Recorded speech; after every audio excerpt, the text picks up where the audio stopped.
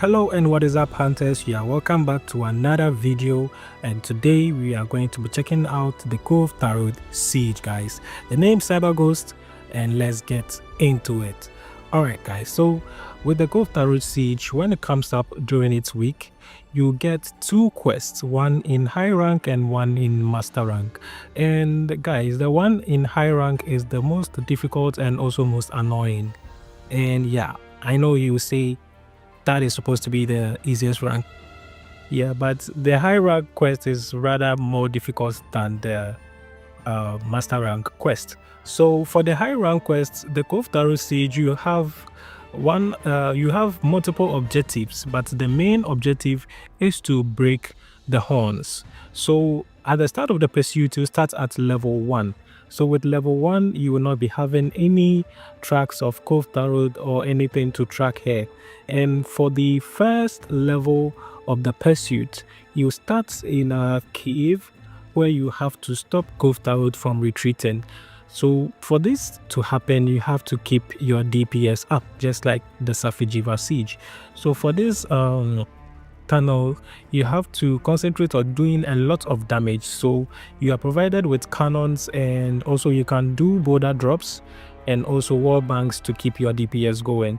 Mind you, when you start this place, you can do a tenderize on Kulve Taroth to make sure that you get a lot of part damage. So for the first part in the tunnel, you can tenderize Kulve Taroth's head and do about 2 wall banks and also drop boulders and do DPS to the head. If you do that, you are going to stop Kulve Taroth from retreating in the first stage. And also the first stage is kind of tricky when you don't have the tracks to Kulve Taroth. You might lose track of her when she goes underground and pops up in another tunnel. So during the pursuits in the tunnel, you have to collect tracks so that when Kulve Taroth enters the hole and gets out of the other hole, you will be able to track Kulve Taroth with the scout flies, if you have enough tracks, that is.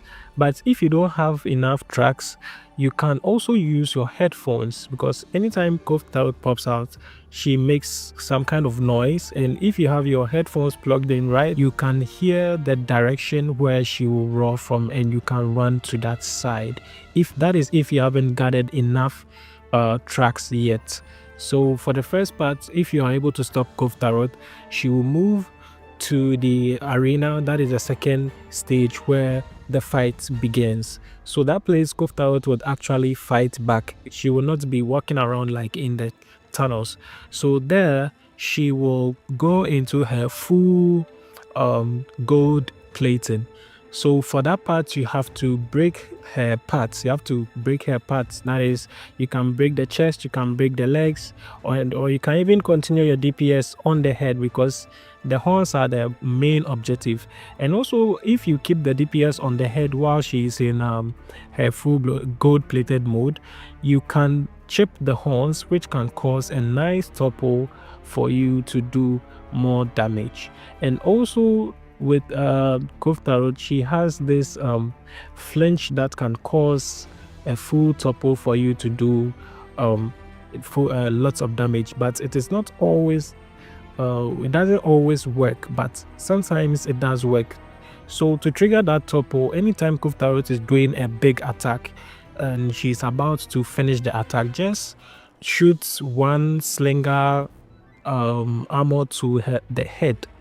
Yes, one slinger armor to the head, and that can topple Kulve Taroth for you to do more damage. But it doesn't work always. When you do it once, you have to like fight for a while. Maybe when you get to the other stage, you can try that once again and it works, guys. You are going to get a topple if you time it right after when she's about to finish doing any big moves. So that is maybe spraying that big AoE attacks, or maybe doing other big attacks where she falls on you, or maybe something like that. You can time that and use slinger armor on the head. You can use any slinger armor at all, but one that hits right.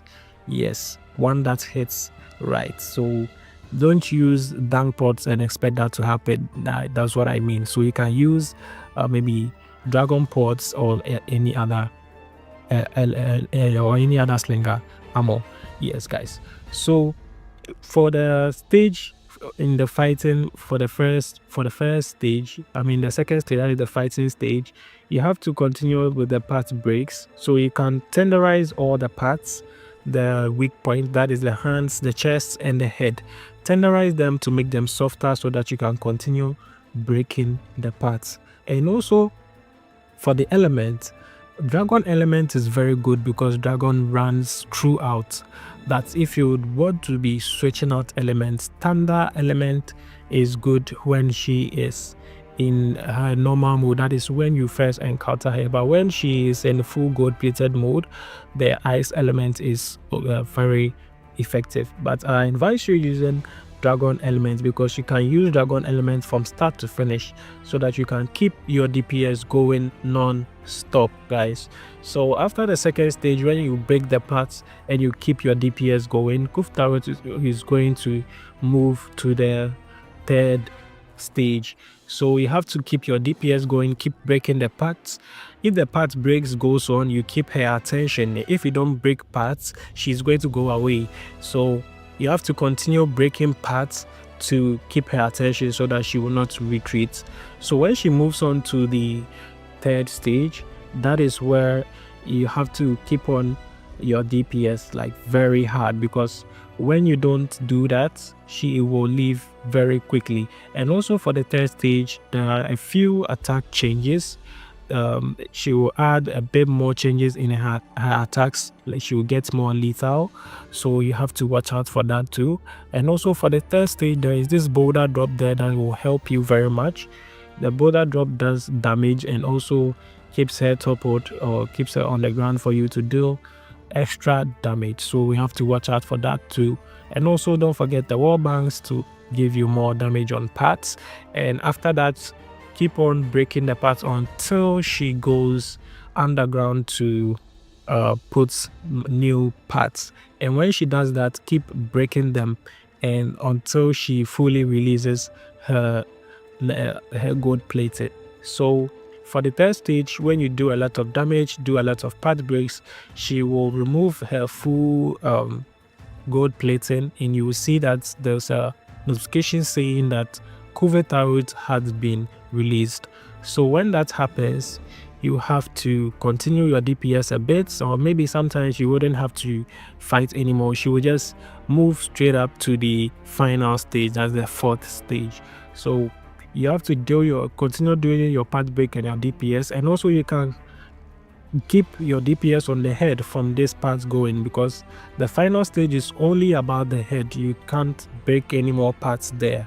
So from the third stage to the final stage, you have to prioritize doing a lot of damage to the head so that the final stage will be a lot easier, because the final stage is kind of very difficult to do when you get there. So when you get to the final stage, you only have to attack the horns if you can. That is, you can attack other parts of the body that can give the topples so that you can get a chance to attack the head, or you can keep attacking the head whilst she's in motion or she's attacking and you find a bit of opening. Just keep your DPS going on the head and no place else, guys. You just have to keep hitting the head until you break it in the final stage, and that is how you complete the siege. Once you complete the siege, you are going to be rewarded with a lot of weapons, being Kaja weapons and Taroth weapons.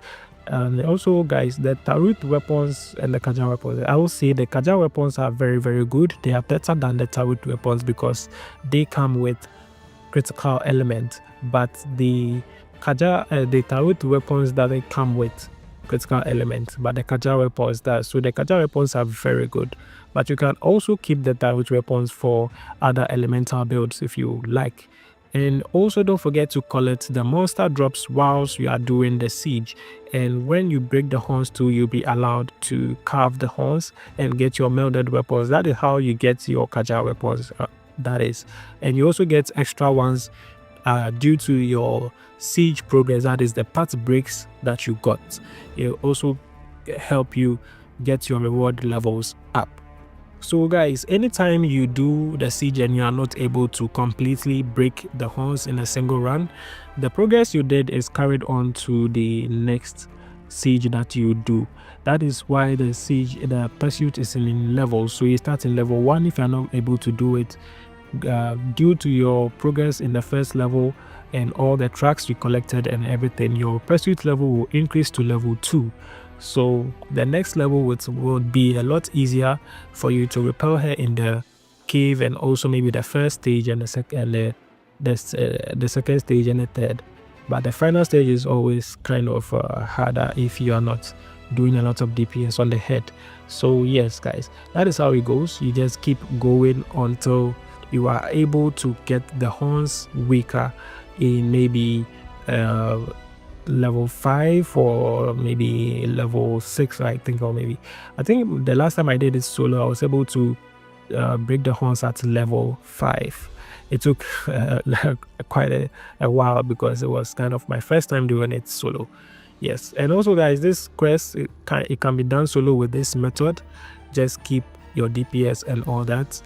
But if you are doing it with a party, it's very, very easier to do, because a party will help you with the DPS, and the DPS goes in faster and you get your head break faster. So if you can't do that, then you have to get time for yourself to do like a farming, like how you do the Safijiva siege. If you do that, you'll be able to get a lot of weapons. And also guys, for the monster drops, when you get them, you can take them to the Elder Melder and also meld some Kaja weapons and also some Taroth weapons. So they are also very, very important. So yeah guys, that is it for the high rank Kulve Taroth. Okay, so moving on to the master rank Kulve Taroth guys. The master rank Kulve Taroth is actually very easy for me. That is my favorite Kulve Taroth quest to do. So anytime Kulve Taroth is up, I do the master rank Kulve Taroth. So for the master rank Kulve Taroth, the objective is just one. You just have to slay Kulve Taroth. Just slay Kulve Taroth. But there is a trick to slaying Kulve Taroth too. Just like the high rank Kulve Taroth, the master rank Kulve Taroth 2 will also run away or maybe leave if you are not doing a lot of DPS and breaking parts.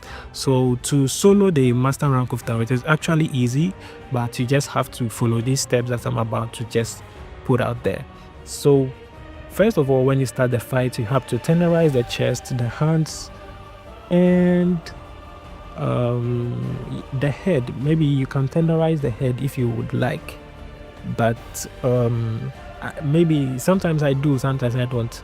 If you like, you do that to get more part damage. If you would like, don't tenderize the head too, but the chest and the arms are the main targets here. When you are done tenderizing those, then you do a wall bang. After the wall bang, you are going to get a lot of part breaks. The chest are going to break down.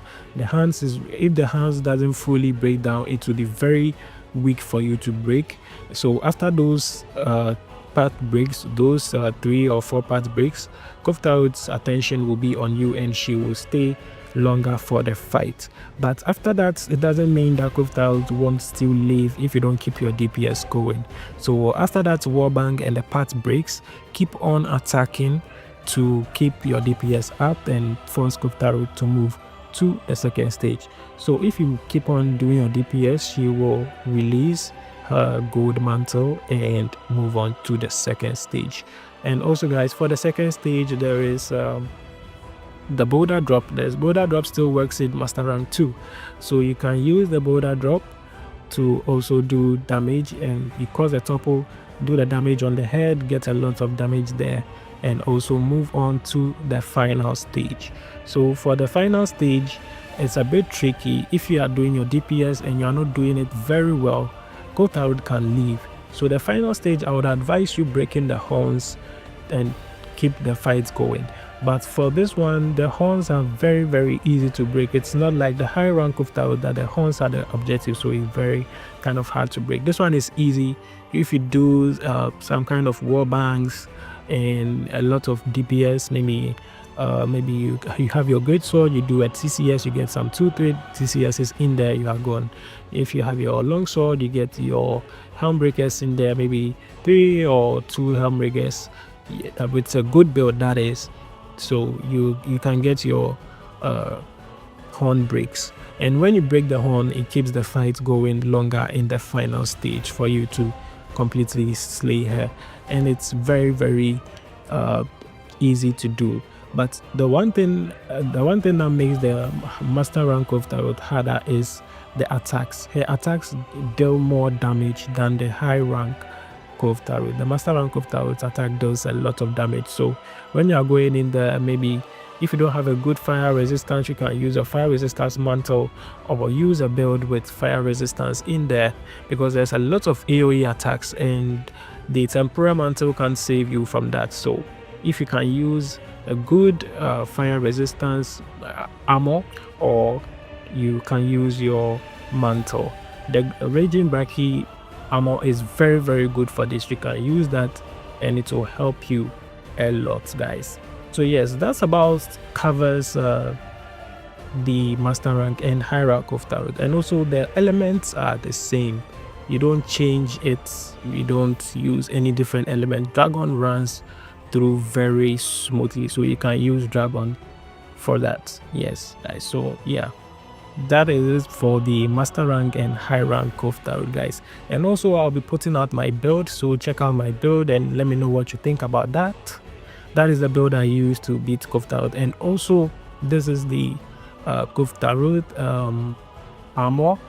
The set bonus skills are not really what I would like, but some of the pieces are really good. So you can also carve the armor from doing the quest if you do a lot of farming. And also, guys, for the master rank of Taroth, collect the monster drops as you do the fight. Carve Taroth after the fight. Carve the horns if you are able to break them. Yes, guys. So the horns, if you break them, it helps. So because you can carve them for extra monster parts, so you can use them for melding. So when you are done with the master rank of Taroth hunt, you can go to the Elder Melder and meld more Kaja weapons. That will help you a lot. And also Kaja weapons are Alatreon ready weapons. To me, I think they are very more effective than the Safijiva weapons in the fight. Yes, guys. So just try this out and let me know what you think, guys. And also, guys, thank you all for the support and thank you all for watching. Thank you for liking the videos, guys. I really appreciate you, all of you. Don't forget to leave a like, subscribe, and also turn on notifications for more videos, and peace.